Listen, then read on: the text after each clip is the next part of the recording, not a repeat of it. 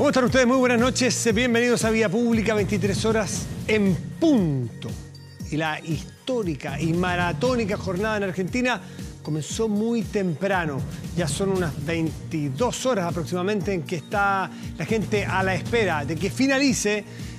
Va a ser cerca de la medianoche el debate por la legislación del aborto, que está en su momento cúlmine, porque ya pasó por la Cámara de Diputados y ahora está en el Senado.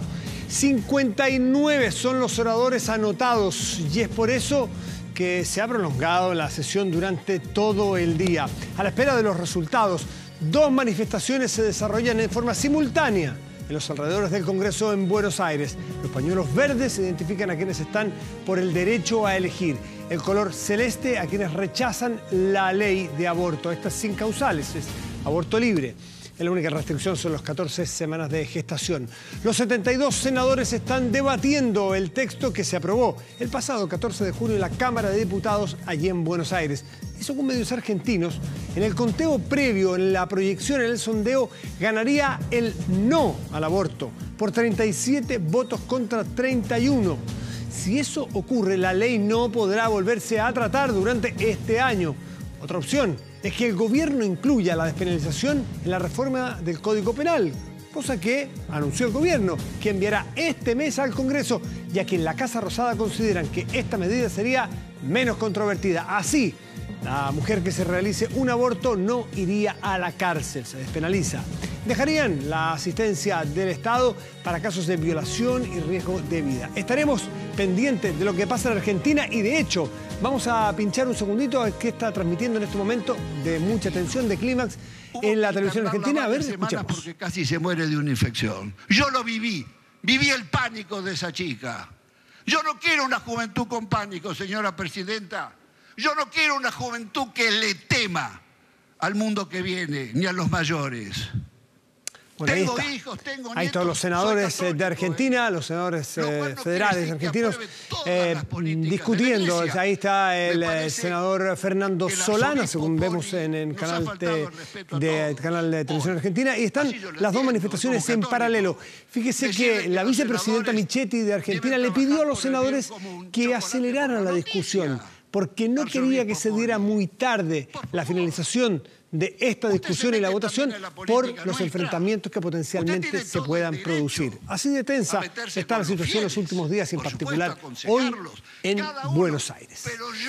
Y no es el único tema que nos convoca. En nuestro país, el proyecto de identidad de género ya fue despachado por la Comisión Mixta y debe ser votado por la Cámara. El punto de conflicto sigue siendo el cambio de sexo el cambio de sexo registral, de eso estamos hablando, para menores de 14 años, en donde se enfrentan las visiones del oficialismo y la oposición, aunque no es necesariamente así. Hay algún grado de transversalidad también. Esta noche entenderemos mejor en qué consiste este proyecto, cuáles son las distintas visiones, los matices en una discusión muy relevante. Y la bancada de la ex Nueva Mayoría y el Frente Amplio anunciarán mañana la acusación constitucional en contra de los 3 ministros de la Corte Suprema que concedieron libertades condicionales a reos condenados en Punta Peuco por delitos de lesa humanidad. Conversaremos sobre el llamado supremazo, lo han llamado algunos, junto al diputado del Partido Socialista, que de manera unánime esa bancada ha ido por la acusación. Jaime Naranjo nos acompañará en un ratito más aquí en nuestra mesa de conversación en Vía Pública. Y la ONU, la Organización de Naciones Unidas, confirmó la nominación de la expresidenta Michelle Bachelet como alta comisionada para los derechos humanos. El nombramiento deberá ser todavía aprobado, aunque para algunos es un mero trámite, por la Asamblea General. Y las reacciones no tardaron. A través de un comunicado, el presidente Sebastián Piñera destacó la nominación y le deseó éxito y sabiduría. Por su parte, RN cuestionó el nombramiento, asegurando que no es la persona más idónea para ejercer el cargo.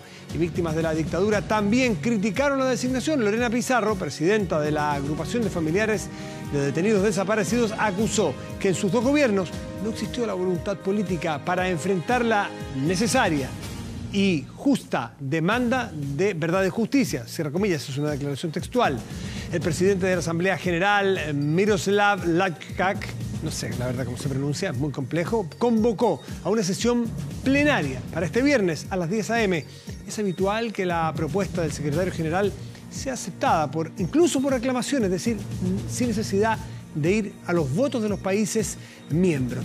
Sea lo que sea, críticas más, críticas menos, este es un nombramiento que enorgullece a Chile porque una expresidenta... Hay países, discúlpenme, donde los presidentes están al borde de la cárcel.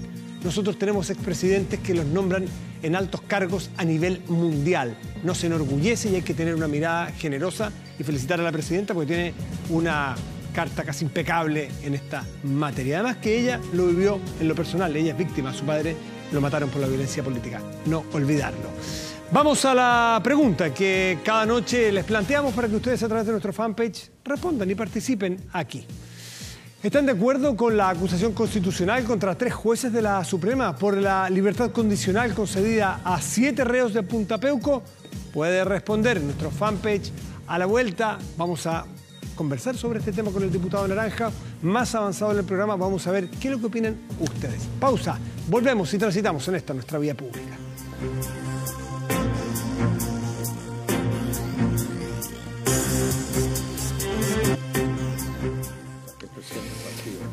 Desde la época, los que son menores no se acordarán, los que somos más viejos nos acordamos, desde la época, en principio de los 90, de Servando Jordán, ¿lo recuerdan? Un ministro de la Corte Suprema. Desde entonces que no hay una acusación constitucional en contra de un ministro de la Corte Suprema. En ese entonces, en otro contexto, se perdió la acusación constitucional. Bueno, ahora, fundamentalmente la bancada del Partido Socialista, pero se le ha sumado todos los parlamentarios de oposición. Mañana presentarán o anunciarán oficialmente, por la presentación de la próxima semana, una acusación constitucional contra, ya no es uno, sino que son al menos 3 ministros de Corte Suprema. Tiene que ver con las libertades condicionales que se les otorgó a 7 condenados por casos de derechos humanos que están en libertad, estaban en Punta Peuco y gracias a ese fallo ya no están. Nos acompaña Jaime Naranjo, diputado socialista. Jaime, muy buenas noches, gracias por estar aquí en Vía Pública. Muy buenas noches, Matías, un gusto saludarte. ¿Me equivoqué en alguno de la rápida síntesis que hice de un poco de historia en esto y en cómo va a ser? Sí, efectivamente, mañana con las organizaciones de derechos humanos, las bancadas que ya han manifestado su voluntad de apoyar la acusación constitucional, vamos a comunicar formalmente que esta se presenta próximamente la próxima semana, a fines de la próxima semana. ¿Cuántos diputados tiene el Partido Socialista ahora? 19. Sí, ya. O sea, ¿les alcanza con los suyos? No, que necesitan 10 firmas. No, pero la idea nuestra, y así lo hemos planteado siempre, es que esto tiene que ser una cosa unitaria, donde participemos todos y no sea una cosa exclusiva de alguien. Si bien es cierto, nosotros planteamos primeramente que había motivos para una acusación constitucional, felizmente las otras bancadas lo entendieron así también y se han ido sumando, y la única bancada, y no tengo ninguna duda que al final se van a sumar, la de la Democracia Cristiana, que todavía está en un punto de reflexión, pero la Democracia Cristiana siempre ha tenido un compromiso con los derechos humanos y sus parlamentarios, por lo menos en el Senado, han tenido una postura muy firme en materia de derechos humanos. Aún más, tengo la impresión que probablemente, por lo que uno ha escuchado a parlamentarios de derecha, porque digámoslo de la siguiente manera, Matías, este no es un problema entre diputados de gobierno o diputados de oposición. No es esa la discusión. La discusión es, queremos que en Chile no haya impunidad, queremos que situaciones como la que hemos vivido en el pasado, no queremos que se vuelvan a repetir.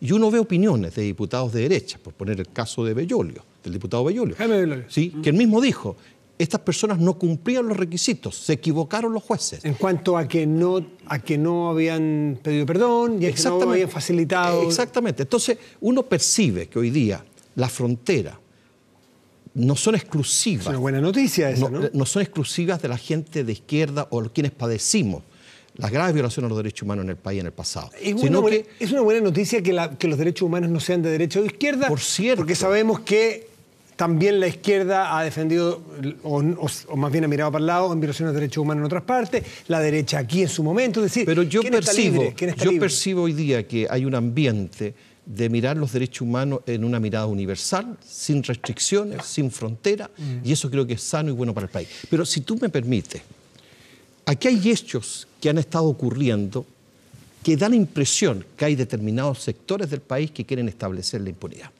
Y permíteme poner ejemplos de situaciones. ¿Estos 3 jueces, por ejemplo? No.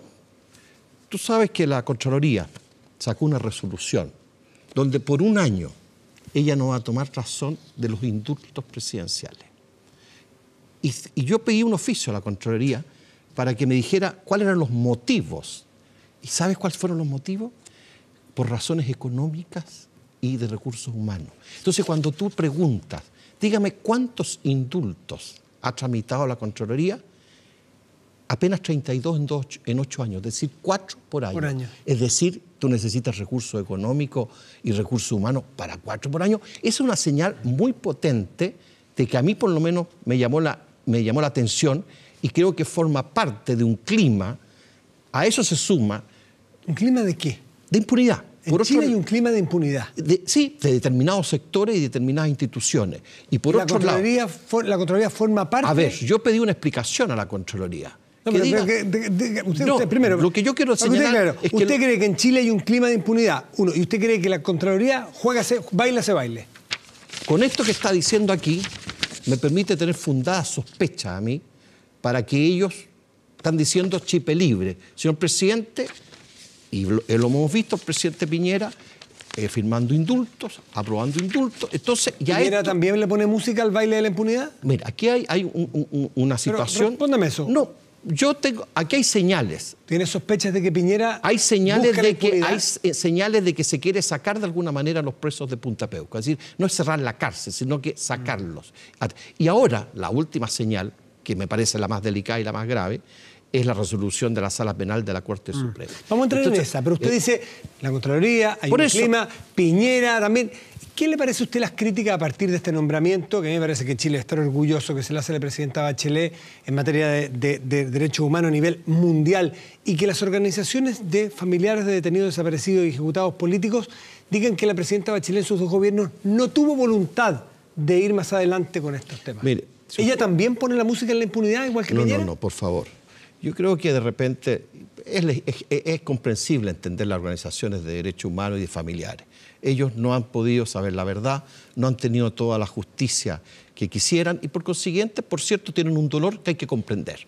Y a veces, claro, se pueden hacer declaraciones como esta, pero yo creo que para el país es un orgullo que la presidenta Bachelet sea nominada en este cargo. Nadie puede poner en duda el compromiso de la expresidenta en materia de derechos humanos. Aún más, ella vivió una situación familiar y personal dolorosísima. Entonces, claro, de repente se dicen cosas que tal vez... ¿Usted cree que se equivocó esta agrupación? Yo creo que sí, y lo quiero decir con mucha franqueza. Muy bien.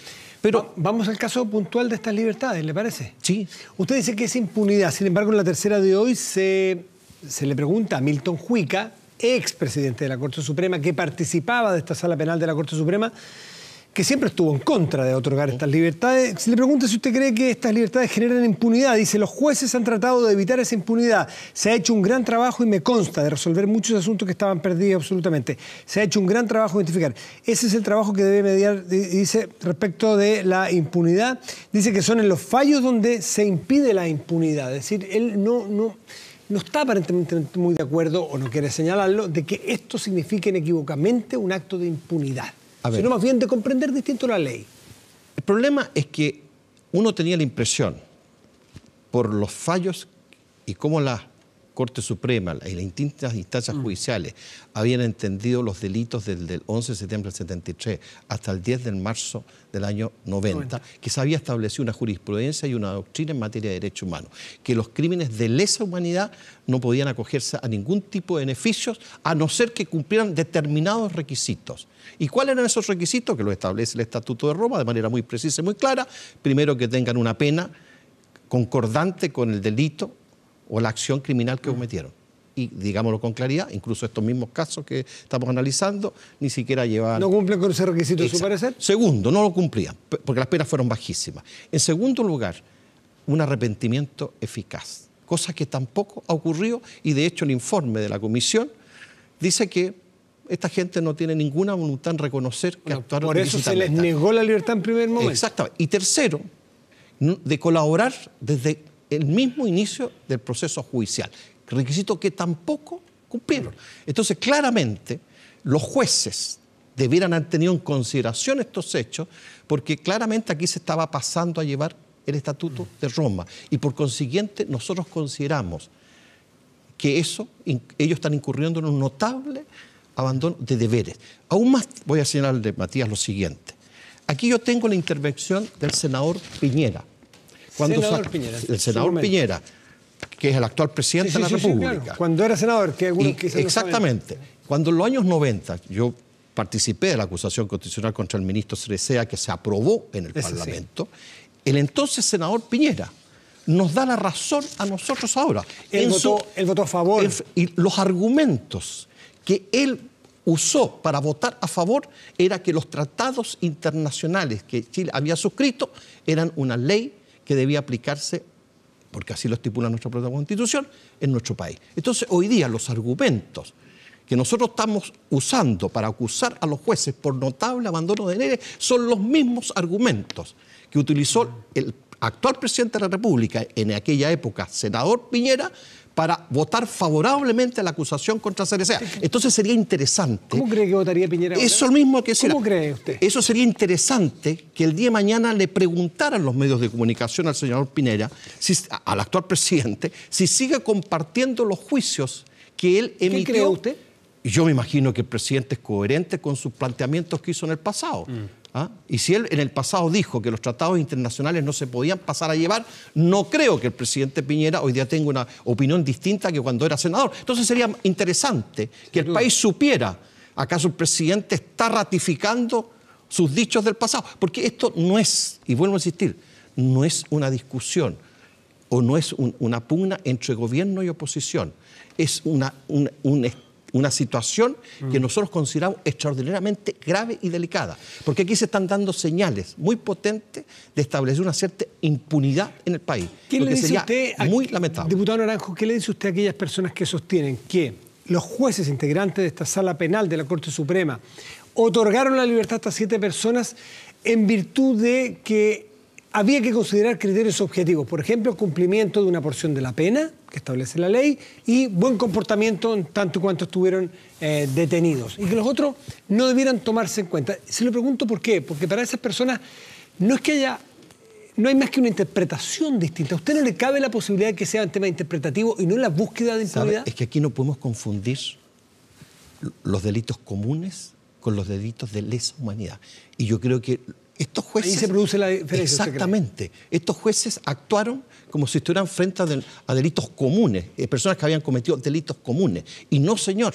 Estas personas cometieron crímenes de lesa humanidad. Y cuando se cometen crímenes de lesa humanidad, como los que participaron estas personas, corresponden otras formas de abordarlo de acuerdo a lo que dice la norma internacional que Chile ha suscrito. Y esa norma internacional dice que se deben cumplir ciertos requisitos. Ya, la norma internacional y ellos no podían haberlo ignorado. La norma chilena está acorde, está en línea con la norma internacional que usted nos cita. Entonces, quizás a lo mejor, y hay responsabilidad de los parlamentarios, la norma chilena debería ser lo suficientemente clara para que no tengamos esta contienda. Mire, al respecto le señalo lo siguiente.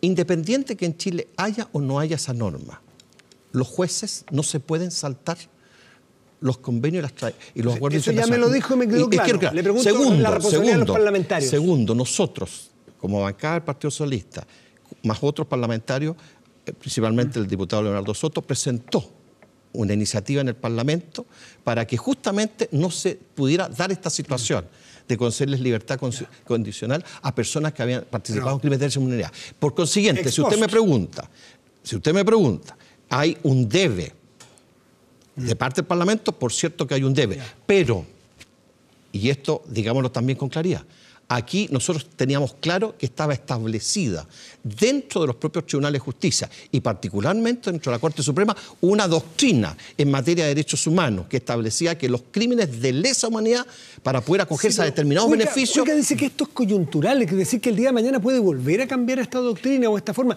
Él no lo ve, según la entrevista que usted ahora le dio una tercera día, no lo ve como blanco-negro, es decir, esto era absolutamente adecuado y bueno y esto era totalmente impunidad y malo. Él fue... Dice, depende de los integrantes de cada una de las salas. ¿Sabe? ¿Por qué cree que Juica no fue...? Bueno, siempre hay, de alguna manera, solidaridad con los compañeros de ruta en los tribunales. Juica era de los que no daba libertades. No daba, y él justamente cuando intervenía pedía que hubieran siempre ministros titulares, nunca los abogados integrantes. ¿Sabe lo que ocurre? Es que los jueces no pueden caer en una actitud de desconocer las normas internacionales.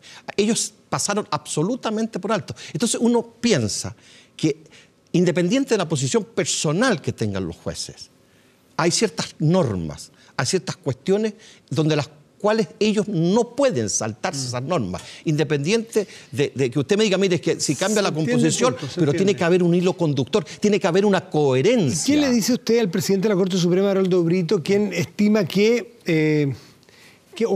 aquí puede ser compleja la administración de justicia de aquí en adelante?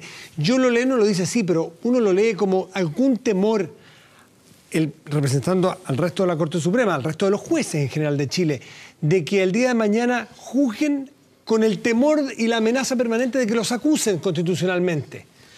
Y pierde independencia el Poder Judicial frente a otro poder del Estado. No, nosotros estamos... ¿Usted no lo lee así? No. Primero yo me entrevisté con el presidente de la Corte Suprema el día lunes. ¿Ya? Justamente para ir a plantearle la posición de nuestro partido. Le llevamos una carta donde manifestamos nuestra preocupación. Y yo lo vi a él, lo vi muy complicado. Muy complicado. ¿Por qué? Complicado porque claramente, no lo transmitió así, pero claramente él estaba viendo que había un retroceso en materia de la doctrina que estaba imperando dentro de la Corte Suprema para abordar los crímenes de lesa humanidad. ¿Y le habló del riesgo de la independencia del Poder Judicial respecto del poder del Estado que usted representa? No, en ningún caso. Dijo, ustedes están...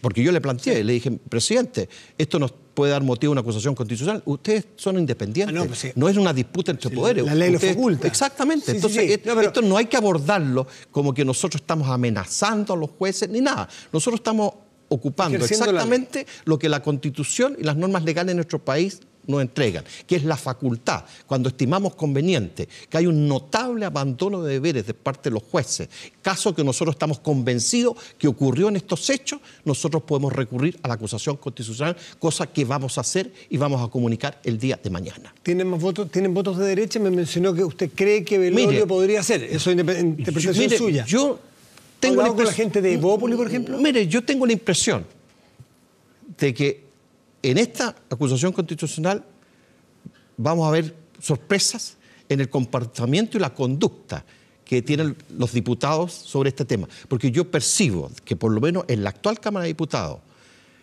el tema de los derechos humanos es un tema que no es un monopolio de nadie. En el caso que se apruebe pasa al Senado, que actúa como juez. ¿Cómo están los votos en la Cámara Alta?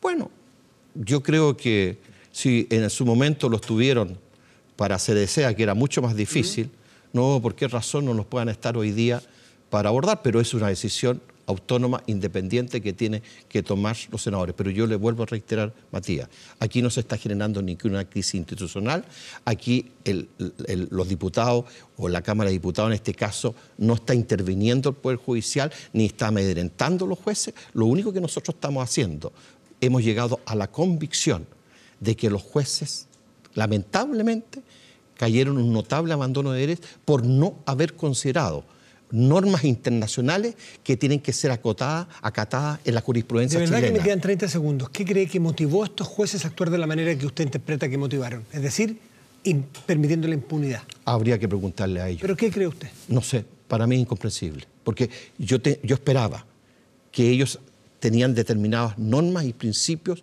y una doctrina que estaba establecida dentro de la Corte Suprema, porque ellos han salido absolutamente... ¿No les da la posibilidad de pensar que sencillamente interpretaron distinto a usted y no que actuaron de mala fe? Mire, yo no puedo pensar que actuaron de mala fe, pero no pueden desconocer las normas internacionales, porque aquí da la impresión que ellos desconocieron las normas internacionales, y eso es una acción de ineptitud, de omisión, no sé, pero claramente incurrieron en un error.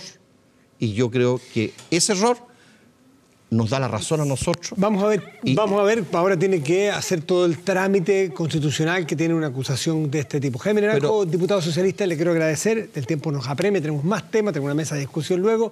Le quiero agradecer de verdad haber estado esta noche aquí en la Vía Pública. Muchas gracias a usted, Matías. Muy bien, muy buenas noches. Muy buenas noches. Y ya se los planteamos y los invitamos a participar. Justamente es este el tema de la pregunta del día. ¿Están de acuerdo con la acusación constitucional contra 3 jueces de la Corte Suprema por la libertad condicional que se le otorgó a reos de Punta Peuco? ¿Sí o no? Puede participar usted en nuestro fanpage de 24 horas. Hacemos una pausa y volvemos a la mesa de debates. El texto, la ley de identidad de género, cambio de sexo registral. Eso es lo que vamos a discutir en la vuelta. Esta es Vía Pública. Espérenos.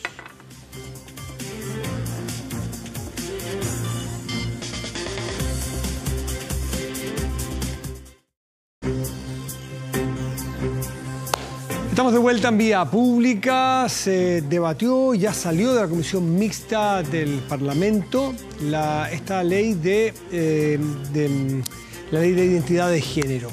Tiene bastantes escalones, si se puede decir, y es bastante evidente por qué. Porque el cambio de sexo registral, que es lo cual hace mención esta ley en particular, es distinto para una persona mayor de edad y para otra persona que está bajo los 18, incluso cuál está bajo los 14. Allí hay una discusión muy central y por eso queremos invitar esta noche a dos personas para que justamente nos revelen esas diferencias y nos den los argumentos de por qué están con una u otra postura.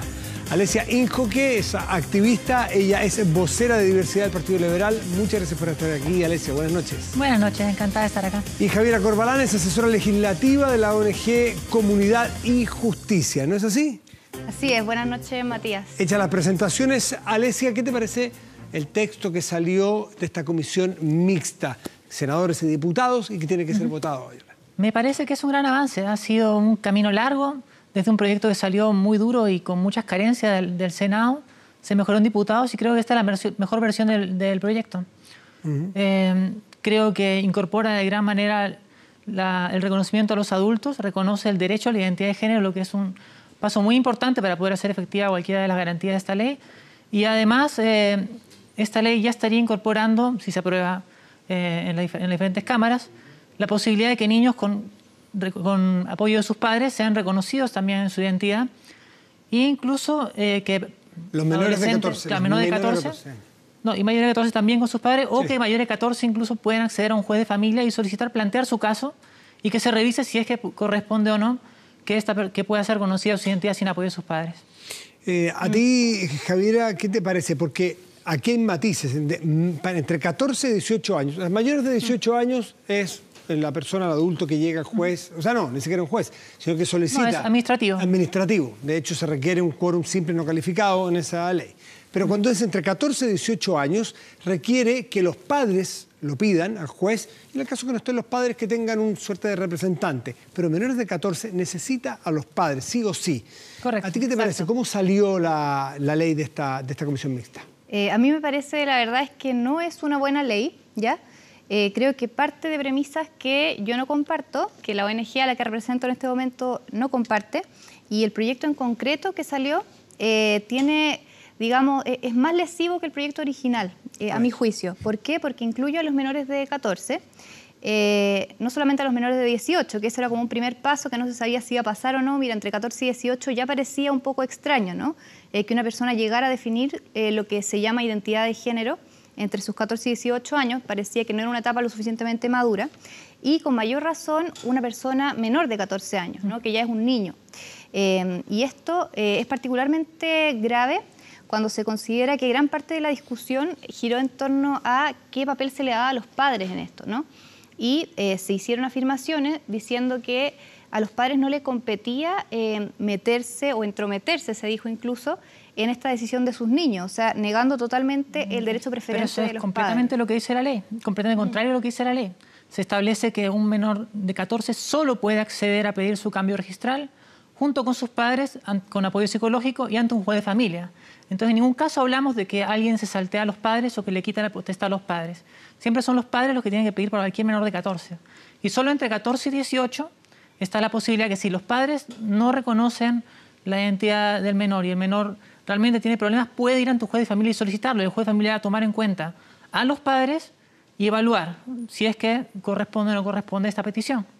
Entonces no estamos en ningún caso hablando de una ley completamente libre para que un menor decida sin ningún criterio. Estamos hablando de una ley donde se le brinda apoyo a esta persona, se le brinda apoyo a la familia y permite que la familia decida lo que considere mejor para sus hijos, que es lo que yo creo que cualquier familia quiere, buscar lo mejor para sus hijos, entendiendo la situación particular que viven. No que el Congreso legisle de forma Igual para todos, excluyendo a todos los niños trans de estas leyes que son muy importantes para ellos, porque ¿desde qué edad necesitamos ser reconocidos? Y la verdad es que desde muy temprano. Javier, ¿a ti qué te parece? ¿Desde qué edad uno podría, para entender cuál es la postura que tú estás defendiendo o representando, desde qué edad pudiera permitirse en Chile el cambio de sexo registral? Primero quería hacer una precisión. Es verdad lo que dicen, menores de 14 se requiere el consentimiento de los padres. Correcto. Sí o Pero sí. como tú bien dices, en el caso del juez, si bien tiene que escuchar al padre o al hijo, podría darse la hipótesis de una persona entre 14 y 18 años que incluso contra la voluntad de los padres llegaron a un cambio de sexo registral. Sí, entre 14 y 18 años es así, eso se vota por separado, pero sí. Exactamente. Eso lo quería precisar porque en ese plano... entre 14 y 18 Así años quedó, puede ser el juez lo... Así está la ley hasta ahora saliendo de la comisión mixta, Pero... todavía no se aprueba ni se votan ambas cámaras. Claro, exactamente. Yo te quería preguntar a ti, según lo que ustedes estiman, cuál es creen que es idóneo, ¿a partir de qué edad? Mira, yo estoy de acuerdo, y esto ya existía antes, ¿no? Con el cambio de nombre, ¿ya? Una persona que se llame, no sé, Juan, si se siente más cómodo con el nombre de Juana, siempre se ha permitido así, ¿ya?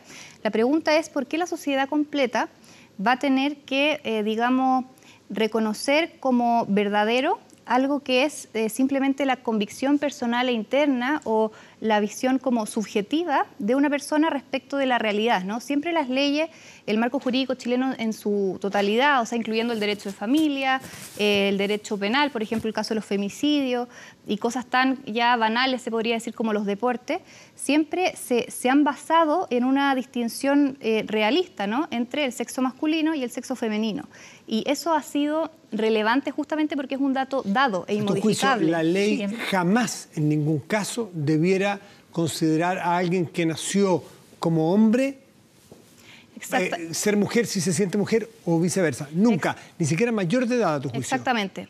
Y te lo digo porque atenta, bueno, uno contra la filosofía clásica a la que yo suscribo, pero incluso contra las mismas teorías de género, ¿no? Que dicen que son radicalmente distintos el sexo del género. Entonces, ¿por qué si una persona se siente mujer y eso le da una supuesta identidad de género femenina, ¿por qué en su carnet va a decir sexo, mujer, y no género, mujer? ¿Se entiende? ¿Alesia? Tendría mucho más sentido un listado paralelo, quizás. Vamos por partes. Lo primero es que ¿por qué un niño debe ser reconocido? ¿Por qué un adolescente debe ser reconocido?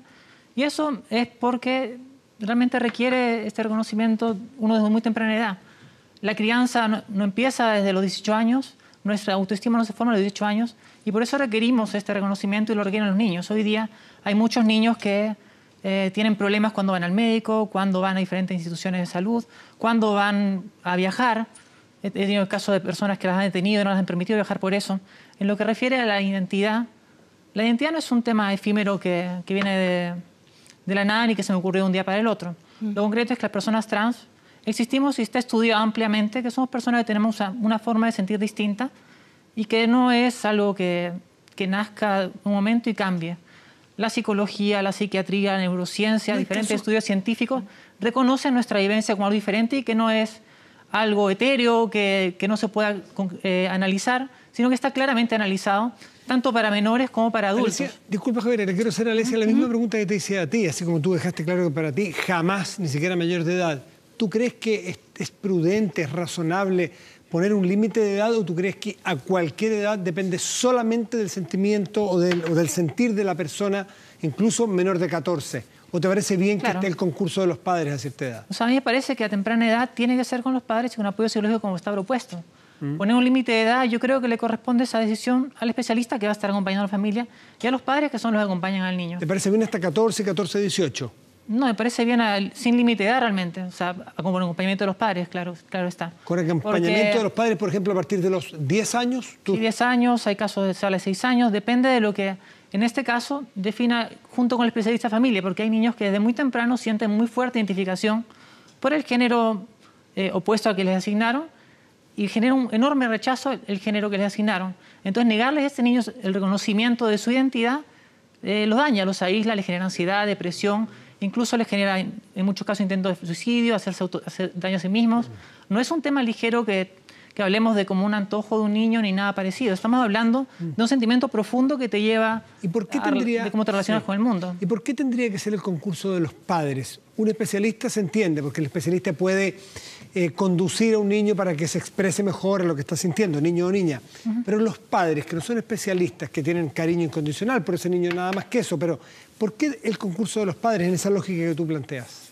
Sí, yo creo por un lado porque un niño sin el apoyo de sus padres es difícil que pueda concretar algo y no me atrevería a ir contra los padres en ningún caso, incluso pensándolo entre 14 y 18, yo creo que probablemente es para casos extremos, porque sabemos que entre 14 y 18 hay casos en que los padres rechazan al niño, rechazan al adolescente en este caso, y termina viviendo a veces con otros parientes, y es en esos casos yo creo donde debe la ley estar habilitada para que pueda solicitar su identidad a pesar del deseo de sus padres. Pero a muy temprana edad, por más que digamos que un especialista podría identificar que esa persona claramente es trans, que tiene todas las características y la necesidad de su reconocimiento de identidad, sin el apoyo de los padres, yo creo que es complejo y probablemente es por eso se fijaron esos límites para la ley. Le pregunto a las dos si conocen, que han estudiado el tema, que son las dos muy interesadas y seguramente son profundamente conocedoras, ¿conocen casos de regreso, de arrepentimiento en algún cambio de hombre-mujer o mujer a hombre? En fin? Sobre eso quería hablar, a propósito de lo que dice Alesia, que como bien dices tú, ¿no?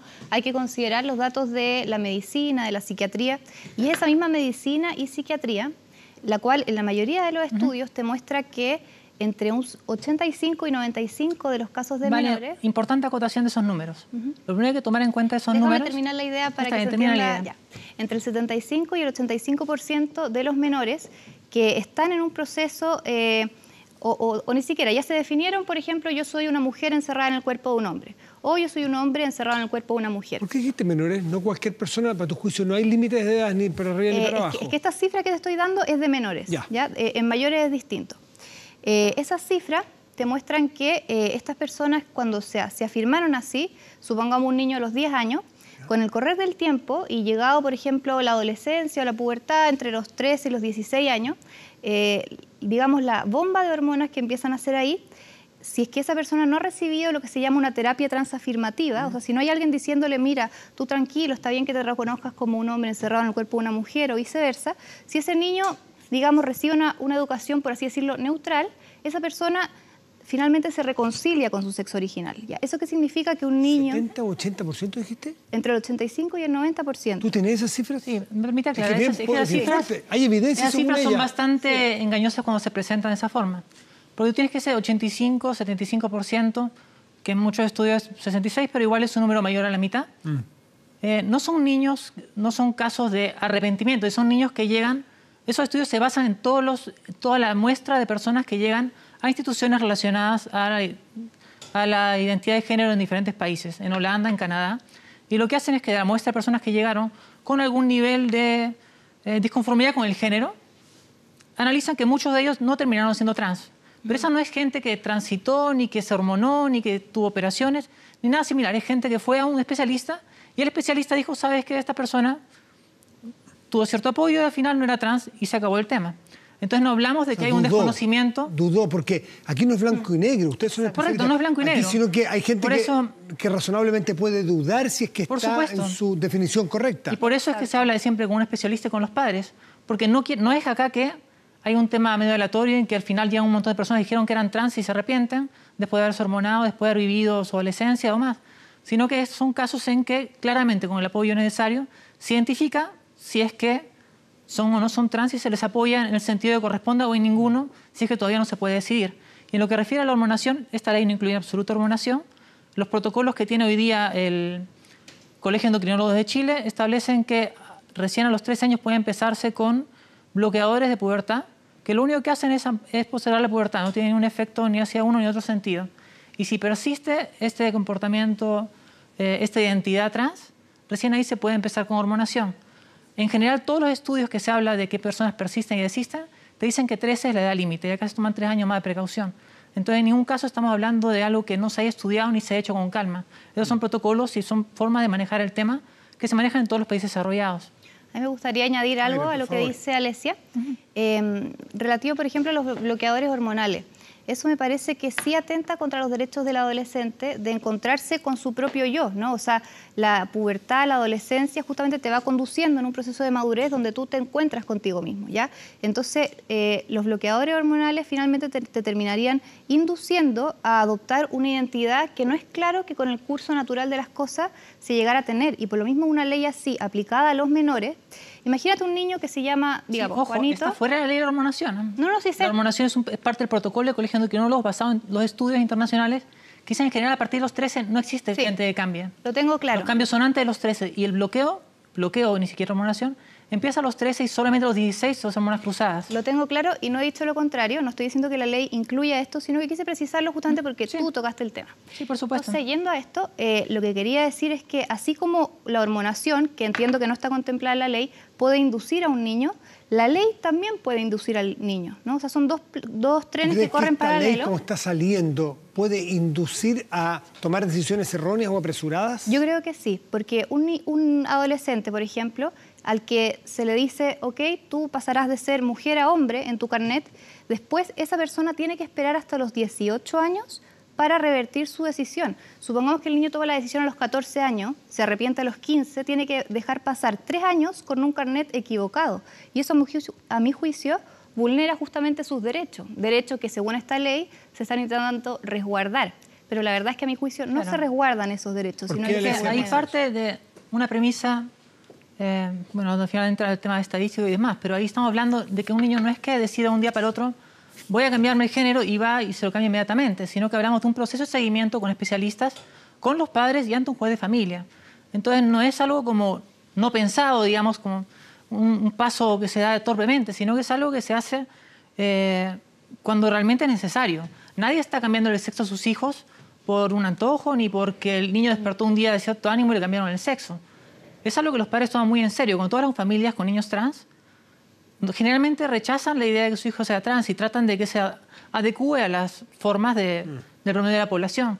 Y es recién cuando va creciendo y se dan cuenta que están haciendo miserable a su hijo y que les permiten expresarse y se dan cuenta cómo brillan y cómo se ponen felices cuando viven su identidad, que los padres se suben al carro y deciden apoyarlo, pero no es de otra forma. Javiera, ¿tú consideras que en algunos casos, me imagino que para ti minoritario o a lo mejor ninguno, hay personas trans que efectivamente van a ser más felices y que nacieron en un cuerpo de hombre o al revés y que ellos sienten mujeres y que sería justo que ellos decidieran por sí mismos? ¿Hay algunos casos aunque sea 0,1%? ¿Tú crees que eso sencillamente es una distorsión psiquiátrica, por ejemplo? Es una difícil pregunta, la verdad. Yo los pocos casos que conozco de cerca, así que sean amigos míos o conocidos, lo que he visto es que la mayoría han regresado o se han reconciliado. ¿Qué pasa con ellos? Me gustaría ir a esa subminoría que tú... Sí, yo creo que en ese caso, siendo personas adultas, obviamente la ley no los puede compeler a vivir de un modo en que ellos no se sientan cómodos. Otra cosa es que el derecho con actos positivos reconozca esa realidad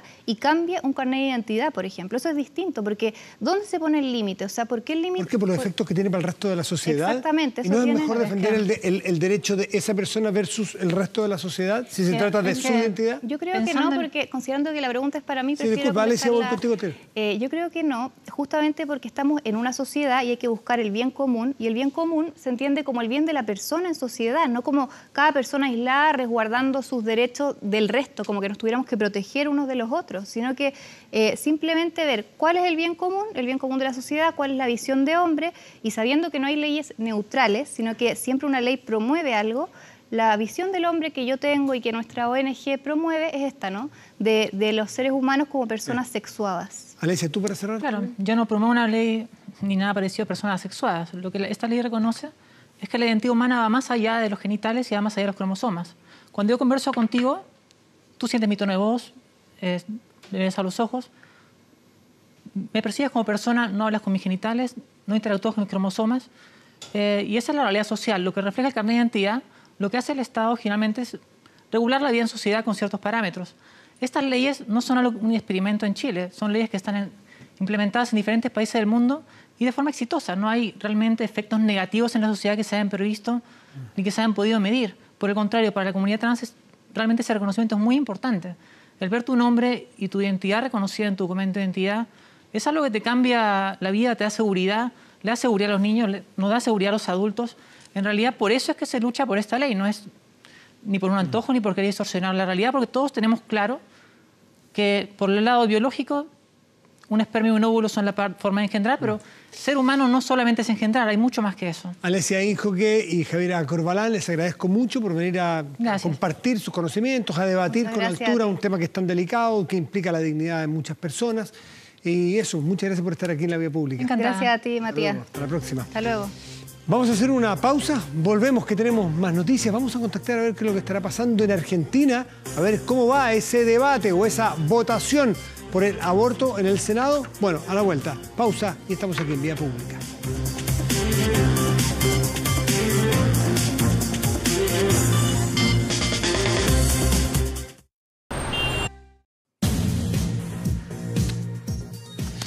Ahí estamos conectados en vivo con lo que está ocurriendo en Buenos Aires, en el Senado de Argentina. Entonces, fíjense ustedes, el aborto clandestino, un 17%. Fíjense que aparentemente por lo que sale allí faltan 4 jefes de bloque. Serán esos los 4 senadores que faltan por dar sus argumentos para que luego se pase. Mire, en instantes la votación. Ha estado, no sé, 10, 12 horas, todo el día prácticamente discutiendo, dando los argumentos en favor o en contra de este proyecto de interrupción voluntaria del embarazo hasta las 14 semanas de gestación, sin necesidad de invocar causales, como es el caso, si queremos compararlo con lo que se votó en Chile, este aborto por 3 causales específicas. Aquí, abierto, libre, solamente la restricción entonces del plazo de las 14 semanas de gestación. Son los últimos senadores que intervienen. Lo que proyecta la prensa argentina es que, recordemos que hace un par de meses se aprobó en la Cámara de Diputados esta ley de aborto. Bueno, aquí ocurriría, si es que las proyecciones, dado los argumentos que están dando los senadores, si las proyecciones no fallan, aquí ocurriría lo contrario. Aquí, por 38 votos a 31, se rechazaría esta ley de aborto en Argentina. Tenemos la pantalla dividida en 3. Tenemos a una senadora que está en este momento, María Fiorce, que está en contra de la ley, está argumentando. Y en los costados tenemos 2 manifestaciones que se desarrollan en simultáneo allí, en el entorno, en las cercanías del Congreso en Argentina. Los celestes son los que se rechazan la ley, están en contra del aborto. Los verdes, las mujeres que están allí, son mayoritariamente mujeres, no son solo mujeres. Hemos visto imágenes, fotos de los pañuelos verdes, que son los símbolos, son los que están a favor del aborto. Así que vamos a estar atentos. Y si es que nos pide el final de este programa en un rato más, usted en el canal 24 no se va a perder ni un detalle, porque al segundo va a tener la decisión que tome el Senado argentino. Continuamos entonces con más noticias. Bueno, y aprovechar de decirles justamente que la noticia que le voy a dar ahora es portada en todo el mundo. Las empresas están sufriendo ciberataques a través de sus impresoras. Lo bueno es que alguien ya pensó en eso. Va a participar en nuestro fanpage, aquí va a aparecer en nuestra pantalla. A ver qué es lo que dice. Recordemos que la pregunta fue si es que están de acuerdo con la acusación constitucional en contra de los jueces de la Suprema por las libertades condicionales otorgadas a reos en Punta Peuco. El 64% de las personas que participó en esta pregunta, el 64% está a favor, está de acuerdo con la acusación. El 36% restante opina lo contrario. Revisemos contenidos de nuestro portal de noticias. Bueno, en vivo, puedes justamente revisar el debate que está sosteniendo el Senado argentino por despenalización del aborto. ¿Quieres entenderlo más en la profundidad, los argumentos, la técnica con la cual se vota, la técnica legislativa? Bueno, en 24horas.cl tiene el detalle y también muchas otras noticias y videos. ¿Vamos con el tiempo? Está despejado con 6,9 grados en la temperatura actual de Santiago. ¿Qué ocurrirá o qué se espera para mañana jueves y pasado mañana viernes? Parcial mañana con una máxima de 22. Viernes nublado, máxima de 21 grados. Escuchamos a Kiss de fondo. En el año 95, la banda Kiss realizaba una presentación acústica que los fanáticos consideraron histórica. No solo por la calidad del show, sino porque el concierto incluyó a los 4 miembros originales que desde el año 1980 no tocaban juntos. Pese a no estar con sus características vestimentas, el famoso el maquillaje y todo eso, Kiss tuvo un show tan sólido que logró disco de oro por esa versión unplugged.